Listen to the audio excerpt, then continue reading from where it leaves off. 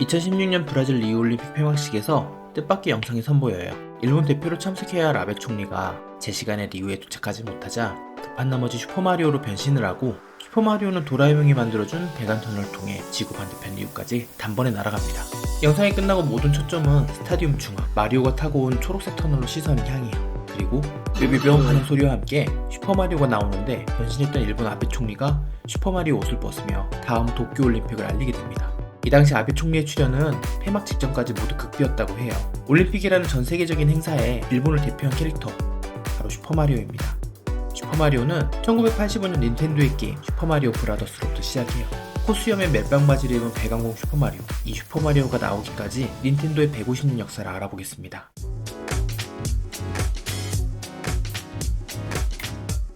닌텐도의 첫 사업은 우리 국민의 90%가 알고 명절마다 가족들이 밤새 즐기는 오락, 화투. 이 화투가 바로 닌텐도의 시작이었어요. 화투하면 도박이라는 이미지가 강하죠? 닌텐도가 처음에 화투를 판매할 때는 장기나 바둑 같은 일종의 놀이로 시작을 했어요. 하지만 본격적으로 회사의 이윤을 가져온 건 야쿠자들이 도박판에서 사용하면서부터라고 해요. 의도치 않게 사행산업으로 닌텐도의 첫 상품은 대박을 맞이합니다. 화투가 전국적으로 퍼져나갔고 닌텐도라는 이름도 함께 알리게 됐어요.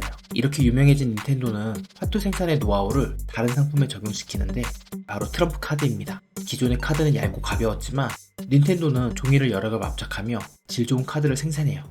닌텐도의 창업주는 야마우치 후사지로예요. 그런데 아들이 없어서 어쩔 수 없이 사위에게 승계했는데, 이대 사장은 야마우치 사카노조입니다.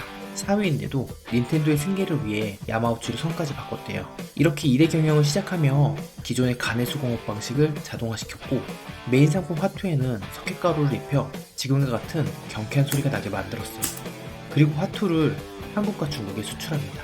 그럼에도 창업주 야마우치 후사지로는 닌텐도의 지속적인 존립을 위해 후계자 양성이 반드시 필요하다고 생각했어요. 차기 경영을 맡은 후보로 외손자 야마우치 히로시를 지목했습니다. 이 외손자는 닌텐도를 50년이나 이끈 제3대 회장이에요. 야마우치 히로시는 닌텐도 승계를 위해 어린 시절부터 가르침을 받았어요. 그리고 22의 나이로 닌텐도를 물려받죠. 야마우치 회장은 선임 직후 미국을 방문해요. 그리고 디즈니와 기술 협정을 맺고 기존의 디즈니 카드 뒷면에 오락용 카드를 만들어요. 이 카드는 시장에서 반응이 좋았는데 그 해에만 60만 팩이 판매됩니다. 미국 방문에는 또 다른 일화가 있는데, 당시 미국에는 세계 최대의 카드 생산 회사가 있었죠. 그리고 큰 기대를 품고 방문해요. 하지만 기대와는 달리 허름한 2층 공장이었죠. 이때 큰 실망을 한 야마우치 회장은 닌텐도가 카드 생산에 머무르며 미래가 없다고 생각을 해요. 그래서인지 이때까지 닌텐도라는 이름 뒤에는 닌텐도 카드라는 이름이 붙었는데, 닌텐도 주식회사로 사명을 변경합니다.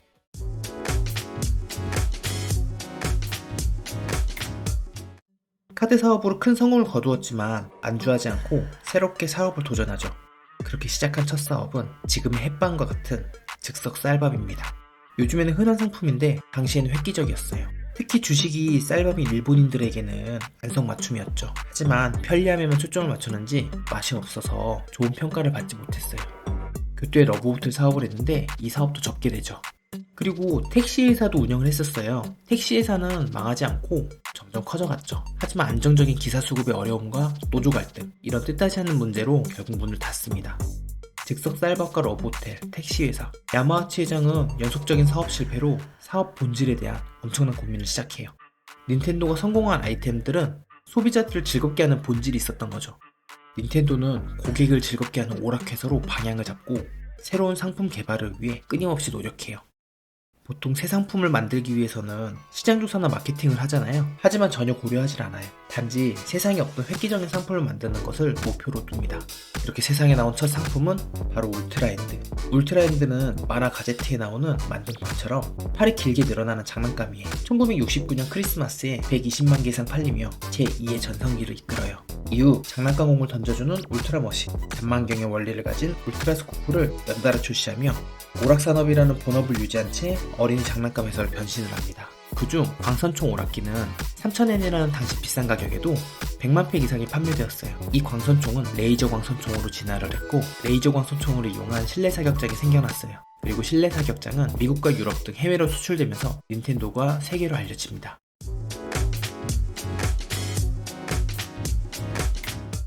닌텐도가 지속적으로 성공했던 건 아니에요. 70년대 초반 오일 쇼크는 세계적인 경제 위기가 찾아왔고 닌텐도도 재정적으로 큰 타격을 받습니다. 해외 진출을 위해 과도하게 끌어들인 부채가 문제였던 거죠. 오일 쇼크는 닌텐도 창립 이래 최대 위기가 돼요. 하지만 위기 속에도 기회가 있다고 당시 가정마다 TV가 보급되는데 미국에서는 TV 수신기에 게임기를 연결해 사용하는 최초의 비디오 게임을 개발해요. 닌텐도 역시 비디오 게임 기발에 주력을 합니다. 그중 계산기를 착안해서 만든 휴대용 게임기를 개발하는데 당시 세상에서 가장 작은 게임기 게임 앤 워치를 출시합니다. 단순한 디스플레이어의 반복적인 게임이었지만 수요를 따라갈 수 없을 만큼 인기를 끌고 해외에서는 불법 복제되기도 했어요. 이렇게 게임 산업에서 기회를 본 닌텐도는 사람들이 즐거워하는 게임을 개발하기로 해요. 이런 닌텐도에는 하나의 확고한 원칙이 있었는데 웬만한 기능을 넣어야 하지만 너무 고사양으로 단가가 높아지면 안 된다고 해요. 이렇게 만들어진 상품이 페미콤입니다. 페미콤을 보면 게임팩을 꽂아서 사용하는데 이게 다 단가 때문이에요. 대용량 하드웨어를 설치하면 기기가 비싸지니까 팩을 따로 꽂아서 쓰는 거죠. 이때부터 닌텐도는 남녀노소 모두가 즐겨할 만한 게임기를 만드는 데 사력을 다해요. 야마우치 회장은 게임 개발에 앞서 또 한 번 대대적인 인재를 찾습니다. 이렇게 만나게 된 인물은 훗날 게임의 신으로 불리는 미야모토 시게루예요. 미야모토는 야마우치 회장과의 첫 만남에서 스토리가 있는 게임이 필요하다고 말해요. 그렇게 처음으로 개발한 게임은 동키콩이에요. 코스염을 단 목수 주인공이 장애물을 피하며 고릴라가 납치해간 소녀를 구한다는 이야기예요. 이 목수 주인공은 훗날 새로운 직업과 이름을 얻는데 바로 슈퍼마리오입니다. 1981년 동키콩의 출시는 게임이 디자인과 음악을 아우르는 멀티미디어 산업임을 알리게 돼요. 동키콩은 출시와 동시에 대박을 쳤는데 동키콩의 성공을 발판으로 슈퍼마리오라는 대작을 만들어요. 미야모토 시게루는 슈퍼마리오 개발 과정에 대해 어릴 적 살았던 동네의 매너를 보며 호기심을 느꼈고 매너를 통과한 세계에 대한 상상이 슈퍼마리오를 만들었다고 회상했어요. 슈퍼마리오는 시각적인 재미 외에도 듣는 재미까지 첨가했는데 점프할 때 나오는 경쾌한 소리와 배경음악들은 음반으로도 판매돼요. 슈퍼마리오라는 확실한 킬러 콘텐츠로 닌텐도는 게임 시장 점유율을 80% 이상 가져옵니다. 가만히 두고 볼 수 없는 경쟁자들은 하도 닌텐도를 외치며 시장에 진출했어요. 이때 세가는 고사양 16비트 게임기를 출시했고 미국의 EA와 합작하여 골프, 야구 등 스포츠 게임을 발매해요. 그 후 닌텐도는 상당히 버거운 도전자를 만나는데 바로 소니입니다. 워크맨을 필두로 카메라, 오디오 등 당대 세계 최고 가전회사였던 소니는 닌텐도의 슈퍼 패미콤에 사운드 칩을 납품했어요. 그리고 패미콤 판매량이 예사롭지 않다는 걸 알게 됐죠. 소니는 독자적으로 게임기를 개발하는데 이게 바로 플레이스테이션입니다. 일본에 소니가 있었다면 미국에는 마이크로소프트가 있었어요. 마이크로소프트는 엑스박스를 출시하면서 닌텐도를 압박했고 플레이스테이션 1위, 엑스박스 2위, 닌텐도는 3위로 추락을 해요. 게임기 출시 이후 처음으로 3위를 기록하자 내부에서는 위기감이 감돌아요. 그리고 50년간 수장이었던 야마우치 회장은 퇴임을 합니다. 그리고 이와타 사토루가 네 번째 CEO가 돼요. 기존에는 세습 경영을 했다면 닌텐도 최초로 전문 경영인이 선택받은 사건이죠. 이와타 사장은 빠른 혁신보다 점진적인 변화를 추구했고 닌텐도가 압도적인 기술력보단 고객에게 재미를 주는 회사라는 기업의 사명을 다시 새기게 돼요. 이를 대표하는 게임이 포켓몬스터입니다. 경쟁사가 고성능 3D 게임을 발표하는 가운데 닌텐도는 아이들이 가지고 노는 게임보이에 캐릭터를 육성하는 포켓몬스터를 출시하죠. 처음에 게임들 중에서는 인기가 없었는데 당시 초등학생들 사이에서 인기를 끌더니 일본과 한국, 미국까지 전 세계적인 인기를 끌게 됩니다. 포켓몬스터는 게임뿐만 아니라 애니메이션, 장난감, 카드까지 다양한 상품을 판매해요. 특히 포켓몬스터 카드는 희귀성에 따라 수억 원의 프리미엄에 붙었죠.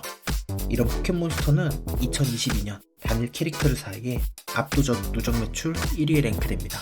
화투에서 시작했던 닌텐도, 이제는 단순한 게임이 아닌 대중문화를 이끌어가는 한 축이 되고 있습니다. 이것으로 영상을 마치겠습니다. 시청해주셔서 감사합니다.